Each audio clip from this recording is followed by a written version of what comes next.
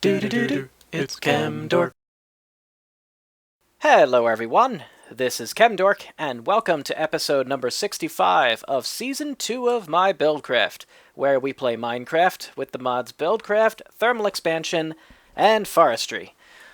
Guys, I am jumping for joy because it is a good day today. Not only is it episode 65, which is in itself really awesome, but we are using one of the newer versions of Buildcraft, which came out just earlier this week, version 7.1.16. And in this version, some very important updates were added. One of them really fixes the robot mob farm. In fact, two of them really do. First of all, look at this! Yeah, the night robots now actually drop off their weapons.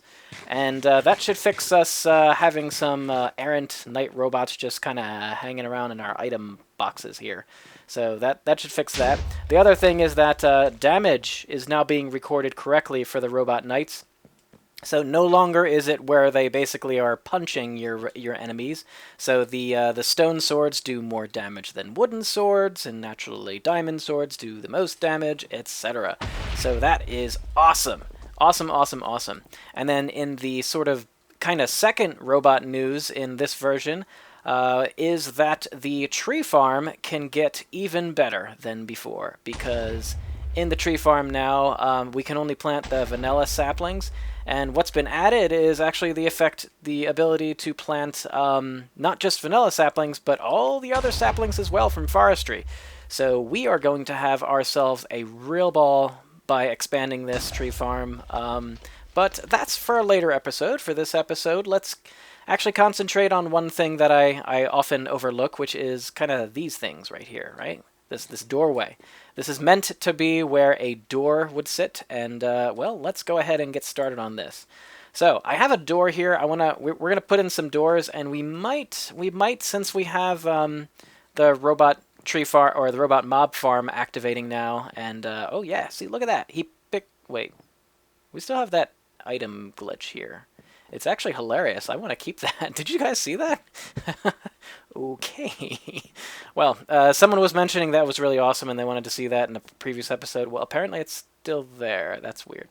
Anyway, since we have these robots now picking up and dropping off swords, we might have a replenishing system for the swords built in, and kind of like we did for the tree farm. I have some ideas. I think maybe we'll kind of start on that too. But first of all, we're going to start on these, and I want these to be piston doors and kind of have a bit of a Buildcraft flavor to them. So in that vein, let's go ahead and grab some stuff, and I'll be right back, and we can start to put in our piston doors. Okay, see you in a second. So, our piston doors. How are we going to build these guys? Well, I was thinking, and I basically built this with the piston doors in mind. The piston doors should go right here. So I'm going to have two pistons on the side. We'll just place them in right now. And yeah, when I was building this building, I had this this thought in mind that I would have piston doors, so I kind of made sure I had included the right amount of area. So for each of these sides, we're going to put piston doors. Pistons 2 here and 2 upper and lower, so you'll see it here. And now how this is going to work is pretty much like, kind of like our other piston doors we built a few episodes ago, and we used Buildcraft for that one to build a T flip-flop trigger, and we're kind of going to do something, well, we're basically going to do a very similar thing with this one, although, well, a little different. So first what we need to do is put in the way we're going to actually kind of fire these things open and closed. And how we're going to do that is using Buildcraft, we're going to use pipes and pipe wire. So that's probably the easiest way to do it. It allows us to have the minimal amount of stuff in the way. So let's just get rid of some of those blocks. All right, and then I think over here. And this should be okay, and then we'll get rid of those. Okay, so anyway, we'll put pipes here, and then we will get rid of the floor here and continue the pipe over here and underneath. There we go. Just like, well, just like this.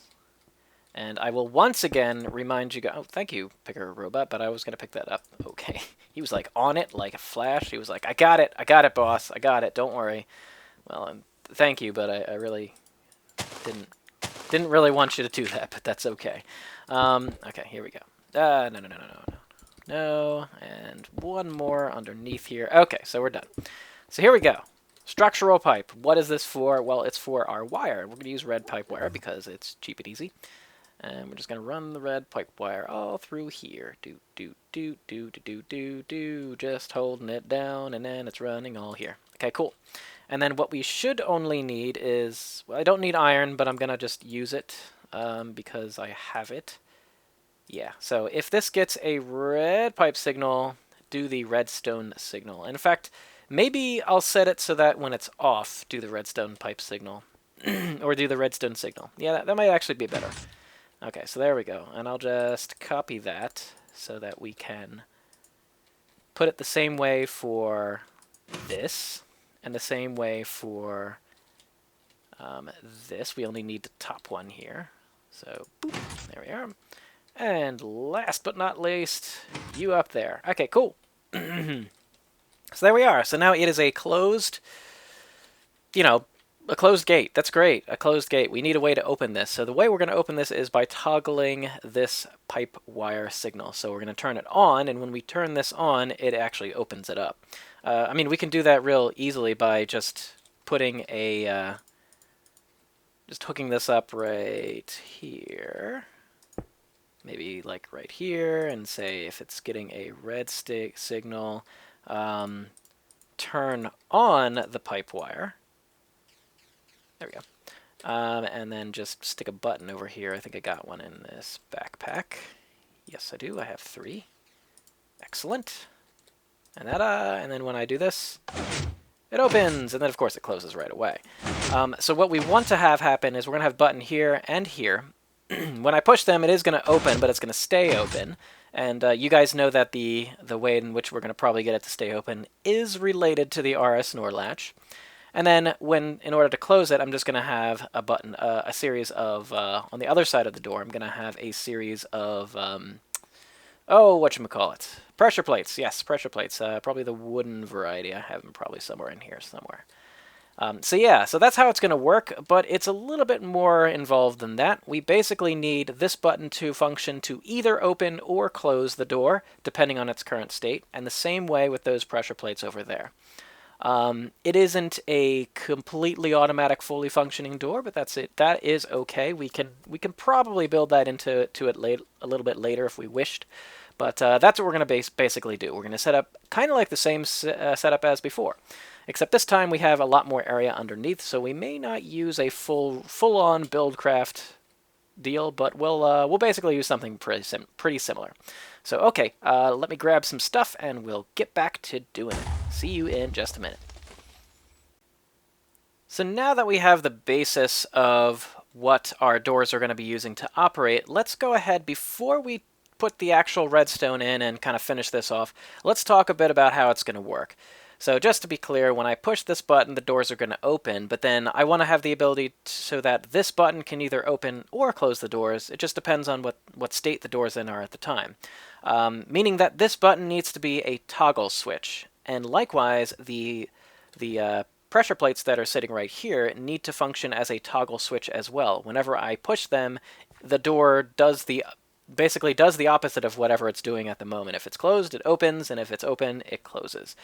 So the functionality that I'm talking about there is called a T flip-flop, and we built a T flip-flop using Buildcraft, pipe gates, pipe wires, and a little bit of redstone for an extremely low-profile T flip-flop that we used in the main base. But in this one, we're going to be doing just a traditional T flip-flop, piston T flip-flop, redstone type of setup, because we don't have a limited space here. We have plenty of space. So this is one such design for a T flip-flop. This is made to be the input block, and basically this design for the T flip-flop, I'm just going to build it real quick so that we can kind of see how it works first. Alright, so there's a piston here, and then you just have to put a block on top of this piston of some sort. You need a block for the redstone repeater here, and this goes directly into, or connected to in whatever way, a piston, and then there's a block here. And this magenta block is going to be our super secret switchy block. Not really. This is the toggle block, I'll call it. I don't know what the actual name would be. I think I have some redstone torches. They go in this backpack for some reason. They always just fly right in there. So if I put a redstone torch right here, doesn't mean anything. If I stick a piece of redstone right here, that redstone is off. This is the piece of redstone, let's just say, is our output line. This would be kind of going toward, for example, the pistons over there for the gate itself. So that when I push this button, it changes the status of this block. As you see, it basically switched positions from over here right to over here. And if I push this button again, it changes right back. How cool is that? And likewise, you can kind of do this forever and ever and ever. And so you can see, if I hook up the actual buttons to this, and I hook up pressure plates, like, you know, over here or whatever, to this same line, anytime I step on either the pressure plates or the button, it'll switch the position of this block, thereby switching the status of the door from open to closed, or closed to open. So how does this really work? Well, it functions on the principle of, the main idea here is that when you give a piston, a sticky piston, a very, very brief pulse, which is basically what this is doing. This is a pulse limiter. So it's limiting it to a tiny, tiny pulse. And when you do that, the piston extends and retracts really quickly, and it does so quickly where it will it'll push a block, but when it pulls back, it doesn't actually pull the block back. And when it goes out and grabs a block, it will pull it in. So it's just kind of a funny thing with how pistons work. I don't know if it's actually a bug technically, but it's just the way in which blocks update and pistons work, where if the pulse is too short, the block doesn't come back with the piston. And we can use this to our advantage to create things like an awesome T flip-flop. Yes, you hear the sound of a piston, but you know, our doors are piston related, so it doesn't really matter. So we're going to be using this exact design, putting it underneath, and building it into our doors, which is what we will do right now. Well, enough talking, let's go ahead and make it. So now let's take that T flip-flop design we were messing with and put it down over here. But first, let's set up the pipe wire. So we're gonna need a few things. First of all, we're gonna need an input line from both this as well as the other button, which will be over here. And darn it, I have to move this. Yeah, I'm gonna have to move this, aren't I? Ah, that stinks. That's okay. I think we gate copied it before, so we'll be able to gate copy it again. So let me just get rid. Come on. Oh, you little. Let's just take that off and put it on over here, and then gate copy. There we go. Okay, and then we'll do this. We'll grab the structural pipe the same way and stick that over here, except this time let's just go ahead and send blue. Whoa, let's not do that. We don't need another gate. Come on, we don't need another gate. Get away from there. Thank you. We'll do some blue pipe wire and say redstone current, turn on the blue signal. And we'll put blue pipe wire here and do the same thing. And this time we're going to send the blue pipe wire down and do the same thing here. Hello. And we'll also need to run some blue. We're just gonna run it. Yeah, we're gonna connect this whole thing. Sure. It's gonna be blue pipe wire, like crazy. I think that's connecting up. Yeah, it looks like it is. Okay, cool. Great. Looks like it is. Okay, good. Okay, so you can see it turns on. Now we need to connect the blue pipe wire to these plates right here. So the plates themselves, let's stick some green wool here underneath them. So the plates themselves are going to be, okay, there's a plate here, right above this guy. So it'll be here, here, and here. Yeah, okay, that's going to be fine. And then let's use redstone there. That way we only need one pipe gate here. So if I say this, I'll stick blue pipe wire on it and say if it gets a redstone signal, blue pipe wire. And then to make sure the signal propagates, we'll, whoops, there we go. Yeah, man, there we go. Okay, cool. And then let's continue running this connected right here. That's it. Okay, should be okay. Should be all connected now, and now I should do this. There it is. Okay, so you see the blue pipe wires going on. And yeah, okay, so cool. Great, okay, so now how do we do this? Well, we have our input line, and our output line is the red, and we simply build the T flip-flop with the input line being the blue, and the output line being the red. Yes, we can use this with pipe gates, but a word of caution, the pipe gate T flip-flop that we built over there in the main base sometimes misbehaves, let's be honest. Basically, it has to do with how the gates load. We had encountered this kind of issue way early in this season when we were messing with the alchemy, automated alchemy setup. And that is that, at least that's the first time I recall realizing it was a kind of an issue. And that is that the pipe gates sort of load into the world often in a not, or I guess even the pipe wires load into the world in not remembering what state they were, and they kind of, all the logic gets figured out, but before that they're all off, so it kind of has some strange effects, and I think that's basically why I was seeing some odd things. But anyway, let's, it doesn't really matter where I connect this, which is kind of the beauty of pipe wires and whatnot. It doesn't really matter where I put this stuff, so I'm just going to kind of throw it anywhere. It doesn't really honestly matter. Yeah, let's just throw it over here in the corner just for funsies. And we just need to make sure that there is enough room to do stuff. So, for example, yeah, this will need to have the ability to move this green block up and down. And by the way, this works as a pipe, as a limiter, basically. And you know what? We can, yeah, no, we need to have it that way. Okay, that's cool. So we'll run the pipe right just like this. Continue that, and here we go. So now this needs to, whenever it gets a blue signal, it sends a redstone signal through this block and then to this repeater afterwards. And how this is basically working is when this, remember I mentioned this is a pulse limiter, so this will limit a pulse and create a pulse very short, because what happens is it sends a redstone signal and sends it through the block, but also to this piston, and kind of at the same time. And the time it takes for a piston to react is about 1 tick, which means that after 1 tick this block is raised and then the signal is cut off. So that means it puts out a signal that is 1 tick long, which is perfect. So that's exactly what we want. All right, so let's go ahead and yeah, we'll make this be the whatever, the switchy piston. I don't know what it's called, but that's what it's called, the toggle piston. And this will be the toggle block. And I guess right, maybe right there is where I will say is where we're going to say if the piston is in this position, it will be able to send power through the, or I should say if the block is in this position, right underneath this guy, it'll be able to send power to it, which means it will be able to power this thing. And yes, guys, I know that I don't need to use these iron gates, but that's all I have right now, so I just don't feel like going back and making iron gates. So, okay, when this block goes here, now it will turn on this gate, it will turn on the red pipe signal, and effectively toggle the status of this gate.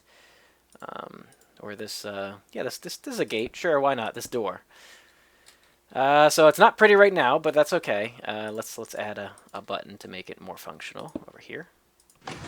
There we go. Cool. And then we do it again, and it closes. We do this one. Yay. All right, cool. So let's go in, and then let's go. Hooray, cool. And of course, just like the other one, the only problem is I'll have to turn around and push the button. So awesome.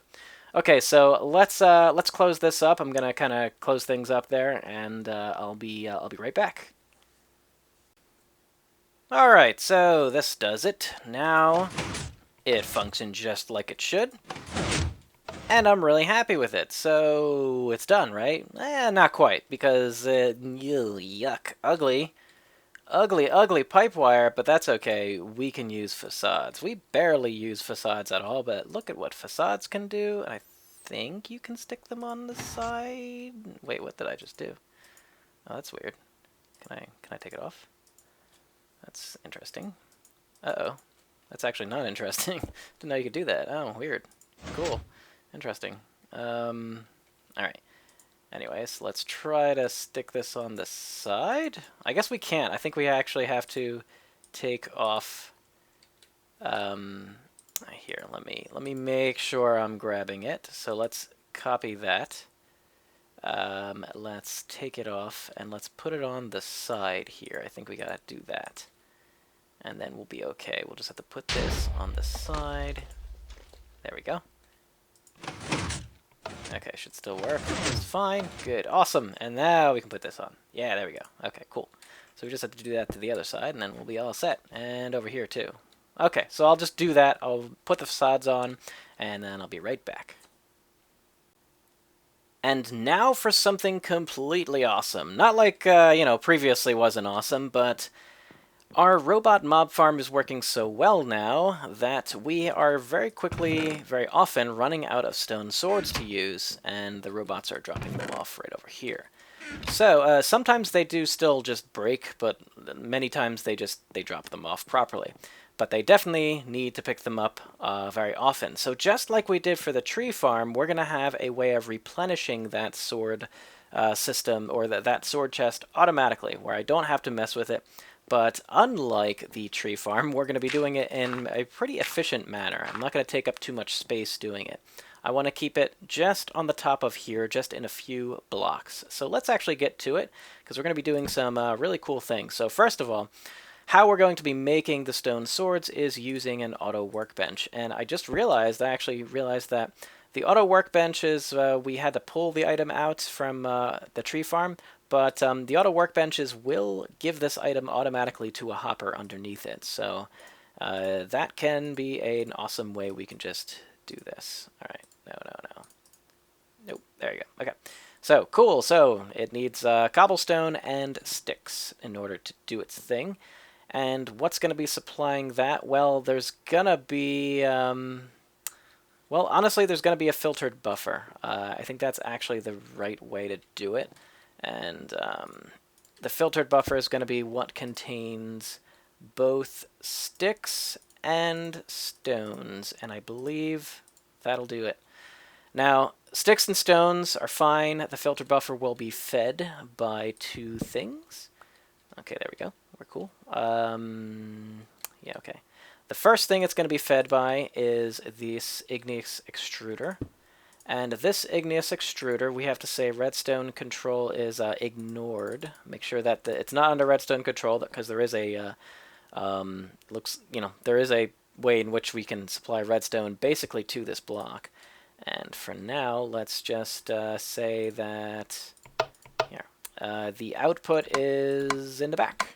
And it should just give it here until it cannot anymore, or it cannot any longer. And yeah, this is a souped up one, so it's going to give tons all at once, but that's okay. Here, let me do it this way. Yeah, that's it. Okay, I'm always like a little concerned about things. Okay, so it's giving it really quickly, and it's all done. Okay, so it doesn't do anything. It's now going to give it twice and be just stuck. So this is like a super souped up igneous extruder. We didn't need that much, but hey, it works. How we're going to get it from here to here, we actually do need an emerald pipe, and I'm not sure if I have one. Give me 1 second. I'll be right back. Yeah, I'll be right back. Okay, now I've got it. It's an emerald pipe. So the emerald pipe we're going to set to go into round robin mode and pull out stick and 2 cobblestone. So each sort of pass pulls out the proper ratio in order to make our stone sword right here. and it's going to pull it out of the filtered buffer, which is also set to hold a maximum of this ratio. Now you might be wondering where we're getting our sticks from, and that'll become apparent in just a second. But let's deal with how we move this stuff into here. So yeah, okay. So let's go ahead and throw this here, and we're actually going to use some smart reasoning to only pull things out when there's proper space for them in here, and for that we're going to use a gold AND gate, because there has to be space for space in inventory and space in inventory. Yeah, I think this will be proper. Just a minute. Contains. We can say contains less than 25. That'll be probably safer. Of this guy, yeah. Then we can send a red pipe signal out. Okay, yeah, this is safer. That way it's not going to necessarily keep this as full as possible. It's going to keep it relatively sort of empty. And then we're going to just set this up to move items out, but move them out reasonably slow. So it's going to be if there is a red pipe signal on and the pipe is empty, do the energy pulse thing. So this pulses until there's an item in here, basically. And then once there's an item in here, it pauses for a second while that goes inside, and then it pulls out another one. In effect, it's probably going to pull out like about 2 at a time when it does this. Okay, so now here's the big question. What about the sticks, right? How are we going to get sticks into here? Well, that's the secret. We're just going to put a pipe here, and we're going to have a docking station here. Here. There you go. And then we're going to tell it something kind of funny that we haven't done before using these emerald gates because we have them. We're going to say if the contains less than 25%, because we don't want a crazy amount of sticks. You know what? That's fine. Less than 50% of sticks, which is true. We're going to say request items. I request a stick. And the interesting thing is you can request like a certain amount at a time. I'm gonna say let's request sticks 16, a stack of 16 at a time. So it's gonna say if there contains less than 50% of the sticks that I can hold, meaning if it's less than 32, it's gonna ask for 16 sticks at a time. And then it's going to kind of keep on asking for 16 sticks at a time. How is it going to get these sticks, though? There's no robot, obviously, grabbing us sticks. That's where this guy comes into handy. He is a delivery robot, and he functions to deliver items upon request. So he's pretty simple to use and operate. So we're going to get our sticks from the tree farm right here. The robot tree farm right here. We're going to grab these sticks right here, from here. You might be also noticing that this is only asking to sort of send more wood when it contains less than 50% of oak wood planks. We're also going to say when it also contains less than 25% of sticks. Just because... Well, just because, I guess. I guess that's it. I guess I don't know. We're gonna. I'm probably gonna mess with how to get more of these, but for now, in this episode, and in the interest of time, we're just gonna set this up so the robot can grab it, and we might actually have an offshoot of just a specific stick maker. I'm not sure, because it's probably pretty useful. Okay, so we need this to have a docking station as well. And now we need to set up this in terms of, well, I guess another emerald pipe gate, whatever. And it's going to say if there contains, well, let's see. Items in inventory are sticks, then provide items to emerald ore gate. That's fine.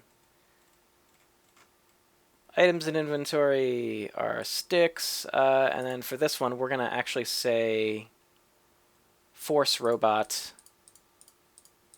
Only the... Yep, delivery robot. So only the delivery robot can come here, okay? So that means nothing else can just come here and grab some sticks if they wanted it. And then the final thing we need to do is have a place for the delivery robots to actually get down here and get over to there, and as well as a home for the delivery robot. So let me grab a few things, and then I'll set that up. So I'll be right back. All right, well, here's his little chute where the delivery robot is going to come up, and it's going to come up through here, and then go probably in the just open area right over there. That will be the most likely, or the best place for him to go. And then they'll be able to reach this this robot docking station right there. And the home of the robot is going to be quite simply also where we can control him, whether we want the deliveries to happen or not just at all, is going to be right here. Oh, before we do that, though, we need to set a working area for this robot. And the working area does need to include basically all the entire place. It needs to include all of this. So we're basically just going to do that. I'm just going to say right there. Okay. So this is I'm just going to say robot base. It's just about everything in the robot base, and that is that. So everything that's asked for in the robot base is here. I'm just going to overwrite this tree load, and it should call itself robot base. Ta-da! And there you go. And then it's done. And that is all we needed you for, Zone Planner. Thank you. You've been very helpful. And yeah, so let's go ahead and do this. So we want a cobblestone structure pipe. We don't need anything special. And we need a docking station. We have no more. I'll be right back. Just be right back. And now we have a docking station. This is for the robot to sit. Before we do that, however, let us put this and say that when the red signal is off, which it is now. Ooh, let's actually set this. So this is the off state, and that is lever up. Wait a minute, shouldn't this, oh, it's the other way around. I'm an idiot. It's been a while, guys, sorry. Okay, so yeah, if redstone signal is off, then that means that the robot should go to home. Basically, turn off the system, and then when the redstone signal is on, we're going to do two things. We're going to base, no, just the one in this case. It's going to say work in area. Come on, where's the work in area? Totally missed it. There it is. Work in area robot base. So that way our delivery robot can't get too far, just in case some bad things happen. So once we put him here, should be pretty much nothing to do. However, when we hit this switch, the robot should go and pick up some items, I believe, because it's being requested. So right over here, this is requesting 16 sticks, so the robot should give 16 sticks to the filtered buffer from that location over there. So he'll check and say, okay, there he goes. There he goes. There he goes. Oh, he's actually going through through this way, or is he just getting some power? Oh, getting power first. Ta-da! But actually now there's a way through here. I imagine the robot will probably pathfind right through here. And just as before with all the robots, they need to pathfind and find a way that is less than 96 blocks, and this should not be a problem for this guy. Yep, he's going through. That's okay. You may do that. Let's close that behind us and see where he goes. He's going to probably take this little route here, I would imagine. He's, in theory, should. Alright, he's pulling some of the sticks from here. Up, pulling 16 of them. Definitely pulled at least a fair amount. I'm assuming it was 16. And then just like I mentioned, he's going up. Oh, he's actually going to go... No, he's going to go a weird way. That's fine. You can go any way you want, dude. This is fine. And where'd you get... There you are. There you are. And now he's going to bring the sticks over to here. Wow, that was quick. He just like... He's a working guy. And then, boop, there he goes. He's going to bring back some more once it works. And now we're actually sending some items into this thing. There should be some more sticks. There we go. Some more cobble and some more sticks. Probably more cobble, more sticks. More cobble, more sticks. Perfect. This is awesome. This is working great. Woo! All right, so there you go. Ta-da! And now we have more stone swords. So this will slowly fill up so that we can finally do our night robot operations once again. So let's go ahead and set them to work. And now all my robots, mwahaha, all my robots are busy. This is awesome. So we have robot heaven here. The robots are just moving all around. We got deliveries. We got receivables, kind of these guys. We have all sorts of awesome things, and this looks kind of ugly up there, but that's okay. We'll fix that in next episode, or at least in due time. And but so anyway, guys, in this episode we put together. Okay, the robots are back to business. We put in these piston doors, and we set up an automatic, a very compact way of giving us some stone swords for our perfectly functioning now robot mob farm, or at least very good functioning robot mob farm. Alright guys, thanks for watching, and I will see you in the next episode. Take care, and see you next time. Bye bye.